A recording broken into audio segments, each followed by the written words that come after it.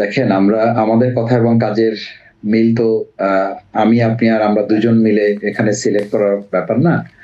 আমরা জনগণের কাছে আমাদের কথা বলছি। জনগণ যদি আমাদেরকে রিসিভ না করে কোনো অসুবিধা নেই। আমরা তো জনগণের উপরে কোনো কিছু চাপিয়ে দিতে চাই না। চাপিয়ে দিয়ে তো কেউ ভালো কিছু করতে পারে নাই, ভবিষ্যতেও কেউ করতে পারবে না। এই বোধ তো আমাদের সবারই থাকা উচিত। বরং কেউ কিছু চাপিয়ে দিতে চাইলে সেটা তার জন্য বুমেরাং হচ্ছে এবং হবে। আমরা মানুষের কাছে আমাদের উপস্থাপনাটা দিচ্ছি, গ্রহণ করলে ভালো, না করলে নাই। কিন্তু আমি অস্থির হচ্ছি কেন? আমরা অস্থির হচ্ছি কেন? আমরা নারী নেতৃত্ব দিচ্ছি না, আমরা আমাদের কথার কাজে মিল আছে নাই, সেটা তো 12 তারিখে প্রমাণ হবে।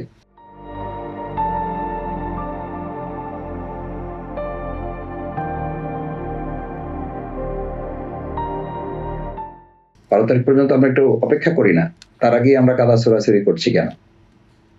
আর এই বাংলাদেশের প্রেক্ষাপট পর্যালোচনা করলে জামাত ইসলামী, ইসলামী ছাত্র শিবির, আমাদের মা বোন যারা আছেন, তাদের যে সম্মান, তাদের যে মর্যাদার জায়গাটা আমরা তৈরি করেছি, এটা চ্যালেঞ্জ করার মতো।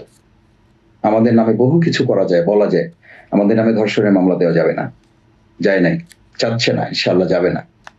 কিন্তু আমরা পাশাপাশি তো এই মানে বহু ঘটনা আমাদের সামনে আছে। আমিরে জামাতের এই ঘটনা যখন ঘটছে, তখন গাজীপুরে কিন্তু বাস্তবে ঘটনা ঘটে যাচ্ছে, গ্রেপ্তার হচ্ছে। তো এটা তো একেবারে বাস্তব সত্য জিনিস। তো আমরা তো বাস্তবের কথা বলতেছি, কাজের কথা বলতেছি। আমরাই বলতেছি কথা কাজের মিল নাই, আমরাই বরং কথা কাজের মিল দেখাতে পারছি বলে জনগণ আমাদের পাশে আছে, থাকছে। তারা তো আমাদেরকে সাপোর্ট দিচ্ছেন। লক্ষ লক্ষ মানুষের গণজোয়ার আমাদের প্রোগ্রামগুলোতে। তাকে জোর করে নিয়ে আসছি আমরা কি টাকা দিয়ে নিয়ে আসতেছি তাদেরকে? না, আমাদের প্রস্তাবনাগুলো। না, বলা হয় যে আপনারা যখন একটি সমাবেশ করেন, সেটি হচ্ছে এক জেলায় যখন একটি সমাবেশ করেন 10 জেলার লোক আনেন, এই ধরনের অভিযোগ। এটা কি বাস্তব? এটা বহু কথা বহুজন বলতে পারবে, কিন্তু দিন শেষে আমাদের সত্যটাতে আপনি লুকাতে পারবেন না, তাই না? আমি যে বাউফল আসনে আছি, আমি একটু আগে বলেছি, আমি এখন একটা প্রোগ্রাম করে এসেছি, সেখানে আমার 2 থেকে 2,500 একটা ছোট্ট সমাবেশ। সে 2,500 লোকের সমাবেশে সেখানে আমাদের বোনরা ছিল কমপক্ষে 1100 থেকে 1200। এখন আমি একটু পরে একটা প্রোগ্রামে যাব, আমাকে মেসেজ দেওয়া হয়েছে যে ভাইদের চেয়ে বোনেরা সেখানে বেশি উপস্থিত হয়েছেন। 8টার মধ্যে যেহেতু আমাদের শেষ হয়ে যাবে, আমি দ্রুতই যাওয়ার চেষ্টা করছি। এটি প্রত্যেকটা জায়গায় আমি আমার মা বোনদের কাছে যখন যাচ্ছি, এমনকি আপনাকে বলি, হিন্দু ধর্মাবলম্বী দিদিদের কাছে যাচ্ছি, দিদিরা বলছেন যদি প্রয়োজন হয়, এটা আপনাকে বলছি আজকে এই মিডিয়াতেই বলছি, যদি প্রয়োজন হয় অন্য বেশ ধারণ করে যাব, তারপর আপনাকে ভোটটা দিব। কারণ নিরাপত্তার জায়গা, আমরা দেশ স্বাধীনের 54 বছর অতিক্রান্ত করে সব জায়গা থেকে আমরা প্রতারিত হয়েছি। আপনার এলাকার সংখ্যালঘুরা ভয়ে আছেন? আমার এলাকা না, ভয় নাই, ভয় আছে, তাদেরকে আক্রান্ত করা হচ্ছে। ভয় আছে কেন? আমার মা বোনরা যখন কাজে বের হচ্ছে, তাদেরকে হেনস্থা করা হচ্ছে। শুধু বাউঘরে কেন, সারা দেশে হেনস্থা করা হচ্ছে।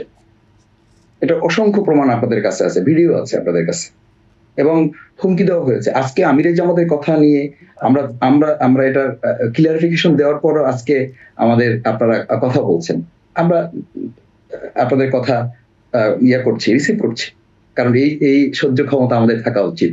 কিন্তু এটা তো সত্য যে বিএনপি থেকে তো এই কথাও শোনা গেছে, যদি ওনারা ভোট চাইতে আসেন, জামাতের মহিলা কর্মীরা, নির্বাচন কর্মীরা যদি আসেন, তাহলে তাদের কাপড়, তাদের ছায়া খুলে নেওয়া হবে।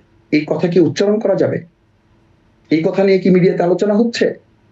এই কথা কি আমাদের আজকের দুজন গেস্ট যারা আছেন, তারা কি আলোচনার প্রসঙ্গে এটা উল্লেখ করবেন? করবেন না। কেন করবেন না? করবেন না এই জন্য যে ব্যক্তিগতভাবে আমাদের প্রত্যেকের একটা পছন্দ আছে, আমাদের একটা পরিচয় আছে, কিন্তু পরিচয়ের বাইরে আমাদের একটা আলাদা এজেন্ডা আছে। আমি সেই এজেন্ডায় নিজেকে আরেকটি প্রশ্ন ছিল আপনার কাছে আমার, যে জামাত নারী নেতৃত্বে থাকবে, আমি একটু ক্লিয়ার করি। জামাতের নারী নেতৃত্বের ব্যাপারে আমাদের বোনেরা পরিষ্কার করেছেন, ইসলাম আমাদের একটা দৃষ্টিভঙ্গি দিয়েছে। সেই দৃষ্টিভঙ্গি নারী নেতৃত্বে যাবে না, নারীর ভূমিকা থাকবে। নারীর ভূমিকা আছে, নারী নেতৃত্বে না গিয়ে নারী ক্ষমতায়ন কিভাবে হবে? নারী ক্ষমতায়ন কেমন না? কেন আপনি বলেন তো, আমেরিকায় এখন পর্যন্ত নারী প্রেসিডেন্ট কে হয়েছে বলেন? তারা নারী নেতৃত্বে ক্ষমতায়ন করছে না? সেখানকার নারীরা তো পিছিয়ে নেই। আমাদের নারীরা কি পিছিয়ে আছে? আপনি তো একটু আগে বললেন যে আমাদের নারীরা সব জায়গায় আছে, সেনাবাহিনীতে আছে, বিজিবিতে আছে, সব সরকারি কর্মকর্তা যারা আছে আপনাদের কথাতে কন্ট্রাডিক্ট করে, আপনাদের কথার সাথে তো সাংঘর্ষিকতা আছে। আমাদের নারী নেতৃত্বে না গিয়ে যদি আমেরিকা পারে, আমাদের নেতৃত্বে না গিয়ে যদি চায়না পারে, রাশিয়া পারে, ওয়াই নট বাংলাদেশ? এটা একটা খোরা যুক্তি, যে যুক্তি দিয়ে ইসলামকে ড্যামেজ করা। ইসলাম তো বলেছে যে নারীদের অবকাঠামোগত তাদের যে দায়িত্বের জায়গা আছে সেই জায়গা থেকে তাদের লিডিং পজিশনে না দিয়েও নারীদেরকে ইসলাম সর্বপ্রথম তাদেরকে সম্মানিত করেছে, মর্যাদাবান করেছে। রাসূল সাল্লাল্লাহু আলাইহি সাল্লাম নারীদের সর্বপ্রথম যুদ্ধের ময়দানে যাওয়ার অনুমতি দিয়েছে। রাসূল সাল্লাল্লাহু আলাইহি সাল্লাম সর্বপ্রথম নারীদেরকে জ্ঞানের জগতে আয়েশা সিদ্দিকা রাদিয়াল্লাহু তাআলা আনহাকে ভূমিকায় নিয়েছে। রাসূল সাল্লাল্লাহু আলাইহি সাল্লাম নারীদেরকে যুদ্ধের ময়দানে প্রথম শহীদের ঘটনা ঘটেছে, জীবন দিয়েছে। This is history of Islam. কিন্তু এখন আমরা যদি আমাদের মতো করে একটা বয়ান তৈরি করি, এই বয়ান বিগত 15-17 বছর এগুলো জাতির কাছে গ্রহণযোগ্য হয় নাই। আমরা 2-4 জন বসে একটা আলোচনা, আর আজকে সচেতন জনগোষ্ঠী, জেনজি জেনারেশন, আলফা জেনারেশনকে আপনি এই একটা টক শো দিয়ে কন্ট্রোল করতে পারবেন না। আমি কন্ট্রোল করতে পারবো না, তাদের হাতে কন্ট্রোলিং। তারা 2024-এর জুলাই আগস্টে কন্ট্রোল করেছে, সমস্ত কিছুকে উপেক্ষা করে, সমস্ত মেকানিজমকে উপেক্ষা করেছে, সমস্ত মেকানিজমকে তারা বৃদ্ধাঙ্গুলি দেখিয়েছে, দেখিয়ে তারা তাদের মতো করে বিজয় নিয়ে এসেছে। সুতরাং আমি সেই শক্তি তো এখন দ্বিধা বিভক্ত। যুক্তির জন্য হ্যাঁ দ্বিধা বিভক্তি থাকবে। সেই বিভক্তির জায়গাটা আমরা কাদা ছড়িয়ে যৌক্তিকতা থাকুক। যৌক্তিকতা যত সবল হবে তত আমরা তো উন্নতির দিকে যেতে পারবো। আমরা তো যুক্তির বিচারে যদি একদমকে দমিয়ে দেই, তো দমিয়ে তো 15 বছর কেউ দিয়েছিল, কি লাভ হয়েছে? দিন শেষে কি হয়েছে? আমি দমে গিয়েছি, সে দমতে বাধ্য হয়েছে। এখন যদি আমরা মনে করি যে যুক্তি থাকবে না, তাহলে তো আপনি একটা শক্ত রাষ্ট্রভিত্তি আপনি নির্মাণ করতে পারবেন না। যুক্তি থাকবে কিন্তু কাদা ছড়াছড়ি থাকবে কেন?